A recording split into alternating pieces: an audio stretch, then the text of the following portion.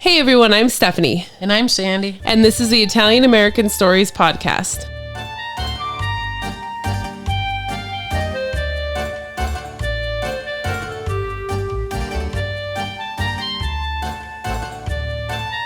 Well, we're excited to be back and recording today. Yeah, and this is a good one. It is. It's a wild and strange story. Right. So today we're telling the story about little Alice Minto. We're going to start with a headline from the Los Angeles Examiner dated July 30th, 1909. And the headline reads, "Child Captive is Italian Child." This was the very first headline I ran across when I was researching. So it immediately made me think that this child was kidnapped. Right, the captive. Captive, exactly. It's kind of a deceiving headline, which I know they make those headlines to grab everybody's attention, but she's not kidnapped or being held captive in a sense. So, Right. But we'll get into all of that. We're going to start her story by going back to July 28th, 1909 in San Francisco. And a Dondaline Cameron, she worked for the Presbyterian Home, and the Presbyterian Home, kind of an orphanage back in the day. And Dondaline, she was like a social worker. So she'd go, okay, yeah, that makes sense. Yeah, go check on kids, place kids with foster families or up for adoption. So she had been receiving anonymous letters about a little girl who was living in Chinatown. And the letters were reporting that the little girl was being whipped, she was forced to work long hours, and that she was, quote, triced up by the thumbs.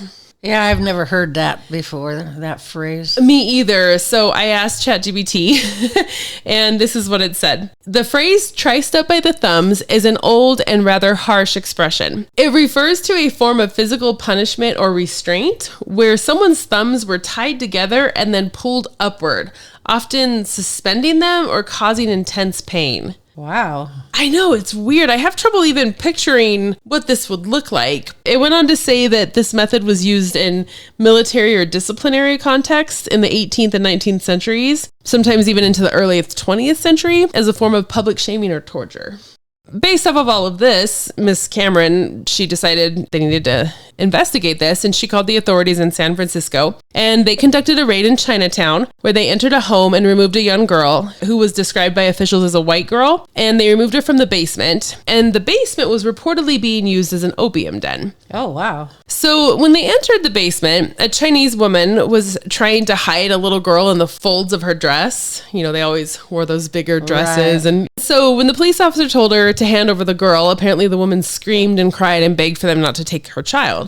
The basement was described as small, about 4 by 8 and dingy, and the little girl was described as small, dirty, and clinging to a half-starved puppy. Kind of gives you an idea of Right. what she 4 was. by 8. Yeah, that's tiny. And so there was apparently decayed fruit on a table, and just like very little light was described. So I don't know if it was like a candle or a oil lamp or what. And so a lot of the newspapers also said that the basement was full of opium smoke. But to be honest with you, the further I got into researching this, I think that was a little bit of an exaggeration. I think they wanted to amp up the whole idea of her living with a Chinese family and stuff. So I think it was a little bit of an exaggeration. So another thing that the newspapers were doing was they were really playing up the fact that she was a, quote, white girl locked in the basement of a Chinese family. And I just kind of thought that this was really funny because, you know, at this time, a lot of people didn't look at Italians as being white. Oh, that's true. Yeah, but then in this situation, they're like, oh, this white girl is being held by these Chinese families. So it's like, so we're just going to pick and choose, sort of. So... Because we're not described as white. If anything, they would just leave it as Italian. As Italian, exactly.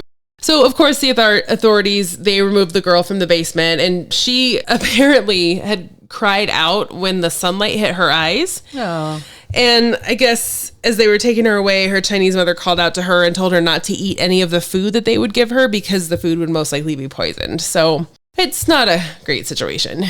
When they first found the girl, the authorities had no idea who she was. And to add to that, this little girl only spoke Chinese. Oh, wow. So they had to bring in an interpreter to talk with her. And the little girl told the interpreter, quote, she had always had a Chinese mama and papa and had been with them since before the earthquake of 1906. At this time in 1909, she's actually 9. She was placed with the family when she was 4. Oh, okay. So for a 9-year-old, she could reference back to like, okay, the earthquake happened and I was with this family before them. Right. So the Chinese mama and papa the little girl was talking about were Tun Si and Ma Lin. The couple told authorities that the girl's biological mother was a woman from New York who actually married a Chinese man. And together they had the little girl. But shortly after that, the mother died. So the father gave the little girl to this family to raise. So the mom was Italian. I think what they're doing is they're assuming, she's from New York, she's Italian. And okay. So after the authorities heard that the little girl's mother was from New York, they determined that the girl was probably Italian, like you and I just talked about. And they said that she had, quote, the appearance of being an Italian. And they said they would have an ethnologist to look at her to determine her ethnicity. So an ethnologist is someone who studies different cultures, especially how people live, their traditions and all of that kind of stuff. So, and I guess they can look at her face too and determine what she is. I don't know. The authorities, they really didn't believe that story, and so they began investigating the situation. And they actually found documents in the home that said the little girl had been with the Chinese family since 1904. And they also learned that she was in the care of the Salvation Army before she went to the Chinese family. Basically, the authorities are wanting to ensure that she's really supposed to even be with this family, because you have to picture it's 1909 for them to have two different ethnicities or races being together. It's not an okay thing. Right. And so they're really unhappy about this.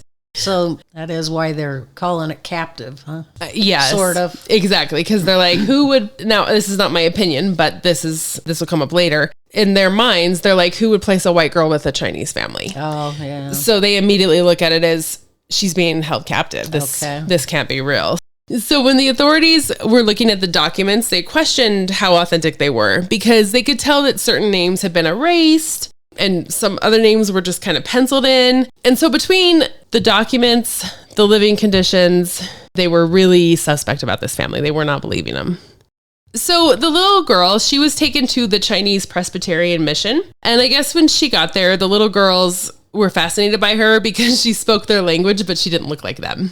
Oh, yeah, I could see that. And the people who worked at the mission house, they were talking about how she was fascinated with the green grass in the playground area, looking at the fact that the sunlight hurt her eyes and that she was fascinated by the green grass. Authorities were wondering, did this little girl ever go outside? It was like she lived so isolated.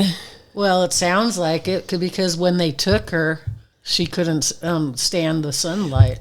How many hours did she spend in that basement? Right. But of course, when the little girl was there, she refused to eat, believing that the food would be poison, like her foster mother told her. But eventually she did agree to eat a banana. So she kind of started coming around, and probably having those other little girls there that spoke the language that she knew, maybe they reassured her, like, you need to eat, this food is fine, we eat it all the time. Right. Yeah, watching them eat. Exactly. She was like, well, they're okay.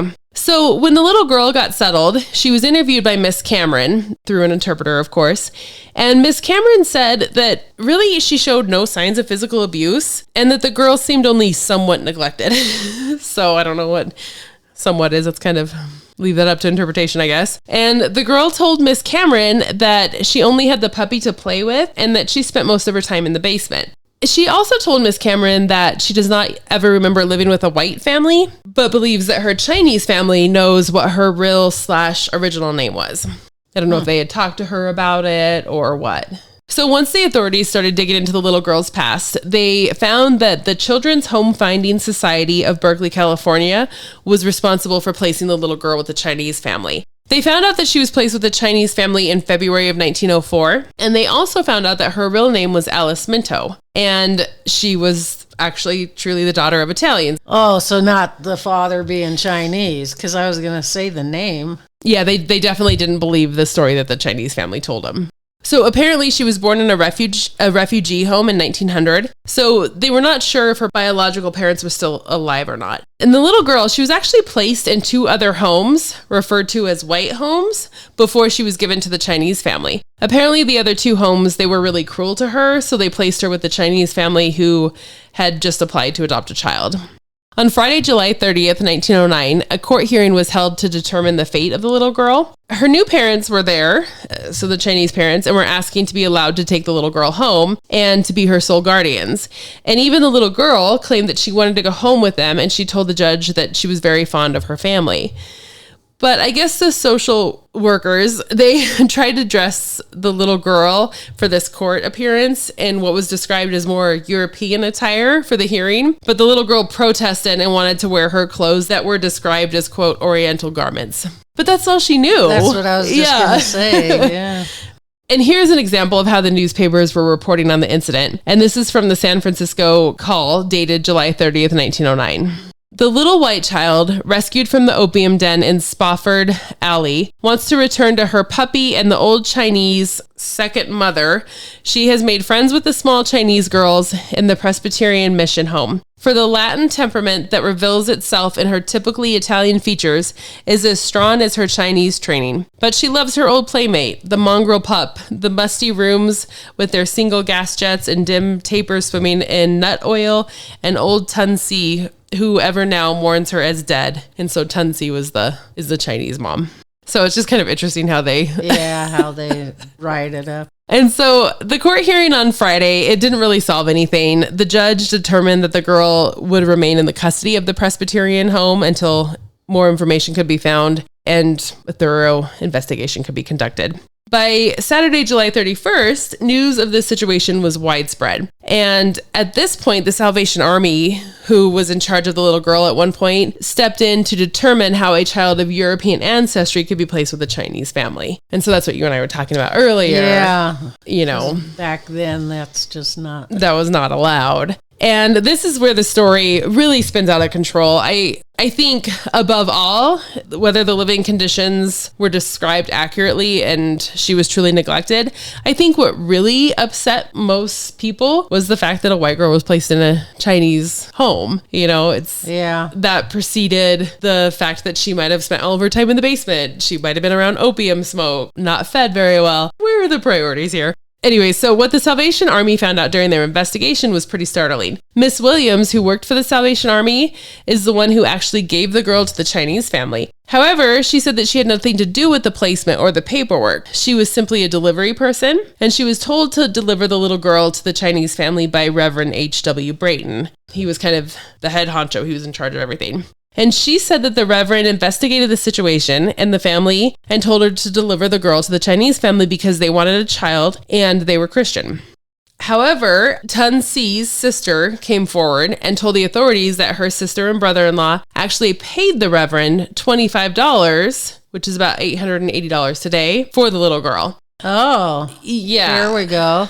So that's what this guy was doing. Exactly. He was taking children and selling them. The sister, she also said that the papers the family received, they weren't looked over by an attorney and they weren't notarized. They were just kind of handed to the family. And remember, we talked about earlier, there was like erase marks on the paper. And so it doesn't look great. No, especially for him. So then the blame game started going on. The Reverend would blame Miss Williams for placing the girl with the Chinese family, and she would come back and say, no, you told me to do it. And so this kind of went back and forth. So a few days later, a Miss Mabel Ritchie saw all of this situation in the newspapers and called the Salvation Army to claim the little girl. And she said she knows this little girl as Alice. Mabel said that she was actually one of the girl's foster mothers, but Alice was taken from her because Mabel separated from her husband, William Minto. And the Salvation Army said that there needed to be a mother and father in the home, so this is where the last name Minto came from. So Mabel did say that she was told that she could have Alice back if she married again. So she was contacting them because she wanted Alice back and had the paperwork to prove that Alice should be in her custody. She told the Salvation Army that she tried to come back and get Alice, but she was told that there was no trace of her, which proves that there was some shady stuff going on. Of course, the Salvation Army didn't immediately just give the little girl to Mabel. They told her that they would have to go to court and continue investigating who was the rightful guardian, but Mabel swore that she would fight for Alice. And Mabel's mother even wrote to the judge asking him to grant custody of Alice to Mabel. She said that she is happily remarried and has no children of her own, but loves Alice and wants her back. But Mabel, she had some competition, not just from the Chinese family, but from families all over the country. People were writing to the judge asking to adopt Alice. After this, the newspaper headlines were all about a white family versus a Chinese family. Or the headlines would read something like, quote, "Yellow and white folk want the child." So wild. Yeah. Also, during this time, a lot of evidence was starting to show up that the Reverend was actually selling children for $15 to $25 to families, and mainly the Chinese families. His secrets are coming to light here. Right. There was also evidence that the paperwork was not correct, and because it couldn't be correct. He didn't go through it the right way. So that's not looking good for him. Nope. In fact, a secretary of the Reverend's came forward and said that she had always been suspicious of the Reverend's tactics and did an investigation of her own. And so, which kind of actually works out because, she probably had access to all sorts of paperwork and documents. Yeah. So seeing that he's not doing anything proper. Exactly. And so she noticed that the paperwork on many children, it didn't make sense or it was missing altogether. She said that she had also heard rumors that the Reverend would accept money for the babies and just turn the babies over to the families with no paperwork. She said that the society, aka the Salvation Army, is an excellent society at its core, but the Reverend has been running the society for so long that he has become the society. Oh. I thought that was a really powerful statement. Yeah. Because it kind of shows that he is just taking it into his own hands and is not really caring about the kids. Yep. Now, due to all of this, the board of directors of the society, they were recommending and looking for ways to force the Reverend to step down. Because this is horrible publicity for them. Nobody's going to trust the Salvation Army after this. Right. You think that they could just step in and remove him. Exactly. But then again, I guess if they don't have full proof that he's doing all this, he could turn around and sue them and they could get really messy. And, the Reverend, of course, he's denying all of this and said he never took money for the babies. But he did say he wouldn't turn down money if someone wanted to donate to the organization. So I think he's looking for a way where's the paperwork on the money that was donated? And he's looking for a way to cover his tracks. So now on Friday, August 6th, the Chinese family went to court to try and gain custody of Alice. The judge asked the father why he wanted to adopt a, quote, white child and not a child of his own ethnicity. And the father basically said that he was just wanting any child for his wife, who was sad and lonely. Their children had apparently all died, and he worked out of town, so his wife was by herself. And he even said that a Salvation Army worker told him that they could get him a Chinese-type child, and they apparently thought Alice was that type because he paid money for Alice. A Chinese-type child. Yeah. He also stated that he was nervous the little girl would be taken from them if they went out into the public. Because again, remember... Yeah, nobody accepted that. And you even look at the headlines, child held as captive. Right. So they mostly stayed inside of the house or in the basement so people couldn't see this white child through the windows. Some of these puzzle pieces are starting to kind of connect a little bit. And the judge also asked him if opium was smoked in the house. And he was honest and said yes at times. He said he never smoked it, but his brother would when he would come and visit. But after these answers, the judge told the Chinese family that he could not grant them custody and let a white girl live with them, even though one of the Salvation Army workers claimed that the home and the family were in good standing. Kind of all over the place. You don't know what to believe. Exactly. It's like, I kind of tend to almost lean towards believing the Chinese family because the father was honest and said, yeah, it was smoked in the house sometime. Right. And the little girl shows no sign of physical abuse.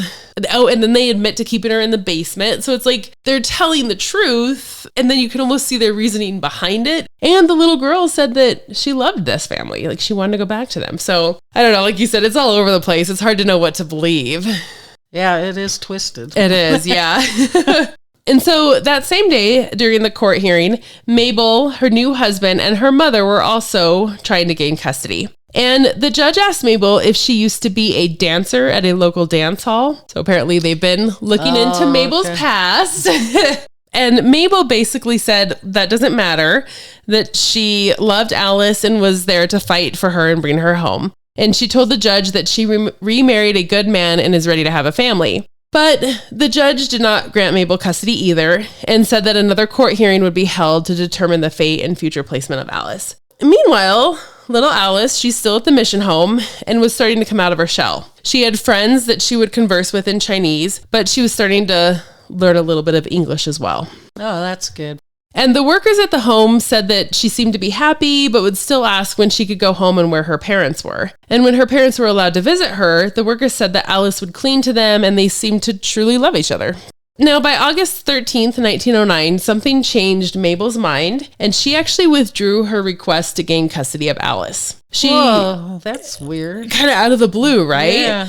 She told the judge that she never should have been given custody of Alice in the first place. She said that she was only 16 at the time and was married to a man who isolated her, so she wanted someone to keep her company. So she adopted Alice when she was 9 months old, and Mabel even admitted that Alice actually spent more time with her mother than with her, and Alice was 4 when she was taken from Mabel. Mabel did say that she would gladly take Alice if the judge wanted her, but that she was basically not going to fight in court anymore. So that seems weird, right? Yeah. Just like what happened there? Exactly. And what's really interesting is all of this is being reported in the newspapers. And after this was reported, there was a couple of anonymous letters that were written in to the newspaper that said, Mabel is completely lying about this whole situation. She actually is the biological mother. Her and William Minto are the biological parents, but she's not coming forward with the truth for some reason, and she's worried the truth's going to come out, so that's why she's backing off. It is and that's a letter somebody wrote and sent in? It sent into the newspaper, an anonymous letter. And there was a couple of them. So I don't know. It's hard to say. It's like, is she truly her and William, the biological parents, and she's hiding some big secret, and that's why she's withdrawing because she doesn't want it to come out? I don't get that. It's really strange. Or is she not the biological mom? Very weird. I was thinking about did they find something else about her and said, we're gonna tell people this, so we suggest you withdraw, something like that. Yeah, that's what I was thinking. But now they're saying that she's the mother. And, keep in mind that is somebody just writing in an anonymous letter, so it could just be somebody wanting to stir the pot more. But it's an interesting twist, something to keep in mind, because there's something going on there with her. Something's weird with Mabel. Mm-hmm. And I don't understand, if you are the biological mom, why would you not want to just come forward with that? Makes me wonder if William Minto, her husband, does she not want him involved at all with the kid, her first husband? Right. If they are the biological parents. I don't know. It's just so weird. I'm like, this is crazy. But the same day, on August 13th, 1909, the Chinese family was in court as well. And the judge told them that they were never going to gain custody of Alice. Good grief. I know. And of course, his reasoning was primarily because they were Chinese and Alice was white. Alice and her Chinese family, when they heard this news, they both cried and held on to each other. They didn't seem to truly care for her. Right. They stuck through it all the way. They did, and they fought for her, even knowing that maybe the adoption wasn't legit because the paperwork, but they stuck with it. So, and the judge said that he wanted to find Alice a nice home with childless parents. Now, after this, I don't know what happened to Alice. Nothing was in the papers. Nothing about an adoption or foster parents. So hopefully she lived a happy life. And I can kind of see why, if she was adopted to a family, why they probably didn't want it in the newspapers. I mean, there was enough publicity around this. And people would follow up on it. Exactly. And there was enough tension and different people wanting this kid. That makes sense. It does. And, her name probably changed. I bet you're right. Yeah, they probably legally changed her name. And now, I did read that the Reverend, he never lost his job, but there was a lot of newspaper reports on him, not a lot, but a few, about his shady, sketchy tactics that he used. So, I don't know. It's just a sad situation for all involved. And like I said, I just hope Alice found a family that loved her and she could move on. So yeah, that's a twisted several years there. It is. And like a lot of people in and out. Yeah, exactly. Yeah. So many hands involved. And like I said, when I was, who knows what I was researching, but when I came across that headline, child captive is Italian child or whatever it said, I was like, oh my gosh, is this Italian child kidnapped? But I don't think you could really call it a kidnapping. No. So I'm surprised that guy, they didn't come in and remove him. Me too. Because you would think there was enough there. There's not proper paperwork. You would say, no, you didn't do it proper. This was your job. And if enough witnesses come forward and say, oh yeah, I bought a child from him for $10, or I saw him sell a child for $15. And if you have all of this paperwork on these children that aren't matching up, I thought one of the most damning things for him was when Mabel came forward and said, well, I came back to find Alice when I remarried. And they didn't know where she was. They didn't know where she was. To me, that's pretty bad. Right. Because they should have a record. Yeah, all that paperwork. And so that shows you that these children were being sold and the paperwork was either halfway done or not done at all. Right. Well, we hope you enjoyed listening to the strange story of Alice Minto, and we hope you come back to listen to more stories about Italian Americans. See you next time. See you next time.